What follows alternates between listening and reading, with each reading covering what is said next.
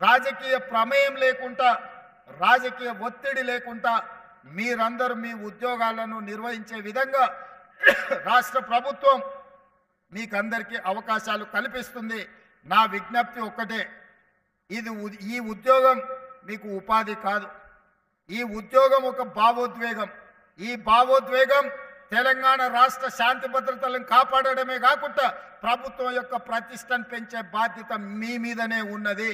మేమెంత చేసినా మీరు వ్యవహరించే విధానంతోనే ఈ ప్రభుత్వానికి పేరు ప్రతిష్టలు వస్తాయి. మీరు బాధితుల పట్ల గౌరవంగా మర్యాదగా వ్యవహరించాలి. అప్పుడప్పుడు ఫ్రెండ్లీ పోలీసింగ్ అని నేను వింటుంటా. ఫ్రెండ్లీ పోలీసింగ్ అంటే క్రిమినల్స్తో ఫ్రెండ్లీగా ఉండమని కాదు. నేను స్పష్టంగా మా పోలీస్ మిత్రులకు నేను చెప్పదలుచుకున్నా.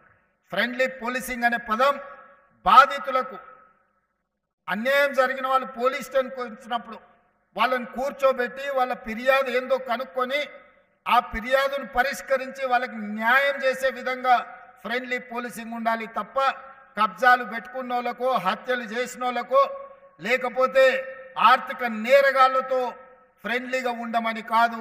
అందుకే ఫ్రెండ్లీ పోలీసింగ్ అనే దాన్ని రీడిఫైన్ చేసుకోండి. పోలీస్ అంటే నేరగాడు భయపడి తీరవలసిందే.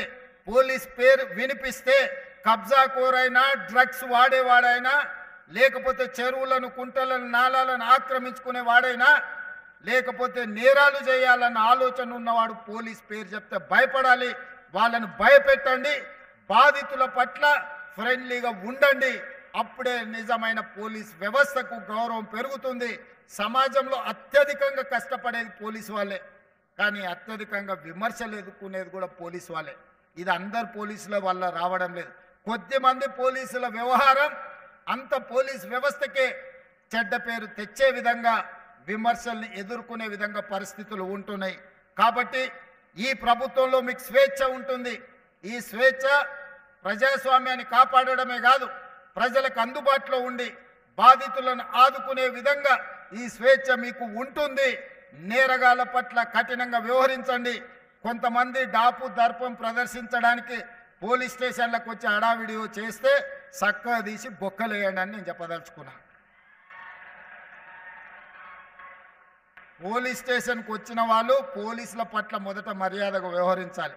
పోలీసులు వాళ్ళ పట్ల మర్యాదగా వ్యవహరించడం ఎంత ముఖ్యమో, పోలీస్ స్టేషన్కి వచ్చిన ప్రజాప్రతినిధి ఎవరైనా సరే పోలీసుల పట్ల కూడా మర్యాదగా వ్యవహరించాల్సిన అవసరం ఉన్నది. వాళ్ళు అమర్యాదగా వ్యవహరిస్తే మీరు మర్యాదగా ఉండడం వల్ల అది చేతగాంతనంగా కొన్నిసార్లు సమాజానికి సందేశం ఇచ్చిన వాళ్ళం అవుతాము. కాబట్టి ఈ విషయంలో మీకు స్పష్టత ఉండాలి. ఈ వేదిక మీద నుంచి పోలీస్ శాఖ సిబ్బందికి టాప్ టు బాటమ్ నేను ఇచ్చే ఇన్స్ట్రక్షన్ ఒక్కటే. బీయింగ్ అనే chief minister as well home మినిస్టర్గా నేను మీకు ఇస్తున్న ఆదేశం ఒక్కటే. పేదల పట్ల, సామాన్యుల పట్ల, బాధితుల పట్ల మీరు సానుభూతితో ఉండండి. వాళ్ళ సమస్యల్ని పరిష్కరించండి.